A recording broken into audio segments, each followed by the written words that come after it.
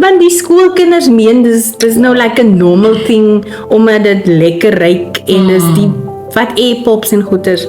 Jy destrooi ons gaan nie meer ouer kinders hê nie, want jy mes nou klaar jou insides op. So jy gaan nie lank lewe nie. As jy nou al hier 14, 15, 16 vape en jy dink is kwaai en jy gaan jy jou laat 20 sien. En op school, toe ons op school was eentje cool en dan is en jy was met die kinders by die skole. As dan nie 'n law wat dit prevent by skole dat jy moet nie op vape saamvat. Hulle vat dit saam, gaan op 'n live in die klas.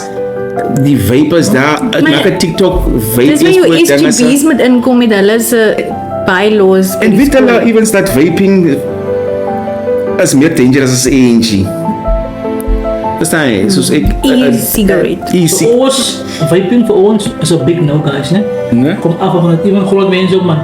Nee, en je laat bij die werk, dat mensen dat vape, als je de mensen dat vape willen werk, dan moet die mensen ook op bij die werk, ne? Nee, kan niet meer. TikTok maakt voor je niet vaping.